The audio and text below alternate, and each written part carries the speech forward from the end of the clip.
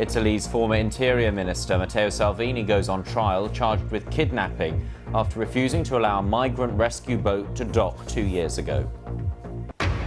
COVID infections in the UK rise as a prominent government advisor says he's fearful about another lockdown Christmas. And Greta Thunberg, the high-profile environmental activist, talks to the BBC about where she thinks world leaders are failing on tackling climate change. Instead of trying to find solutions, real solutions that would actually lead somewhere, that would lead to a substantial change, fundamental change, they seem to spend their time trying to come up with loopholes. Security forces in Nigeria are hunting for hundreds of inmates who escaped from a jail in Oyo State. Heavily armed men stormed the prison after blasting the walls with dynamite. Over 800 prisoners were reported to have escaped. Several hundred, though, were recaptured. The Russian energy giant Gazprom says it will suspend exports to Moldova unless it pays a $700 million debt and signs a new supply contract by December. Gazprom has reduced supplies by a third to the former Soviet state, which relies entirely on Russia for its gas.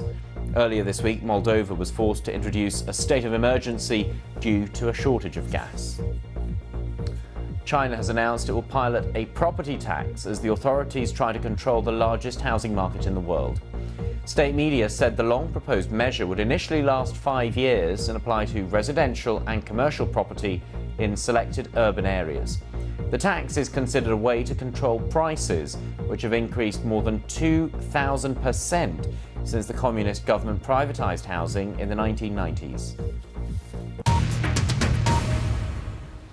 Turkey's president is withdrawing the diplomatic status of 10 foreign ambassadors after they called for the release of a philanthropist, Osman Kavala. Recep Tayyip Erdogan said the 10 ambassadors will be declared persona non grata. That is normally the first step in expelling a diplomat. They include ambassadors from Turkey's NATO allies, the United States and France. It comes days after the Turkish Foreign Ministry summoned the 10 for what it described as an irresponsible statement calling for a just and speedy resolution to the case of Osman Kavala. Colombia's most wanted drug trafficker and leader of the country's largest gang, Antony Usuga, has been captured. The 50-year-old boss of the Clan del Golfo, who's also known as Otoniel, was arrested in a joint operation by the Army, Air Force and the police. The US government has had a $5 million bounty on his head. Washington accuses him of exporting tons of cocaine into the United States. Saudi Arabia, the world's biggest oil exporter, has announced a goal of net zero carbon emissions by the year 2060. The energy minister said the environmental targets could be met without adverse social or economic effects.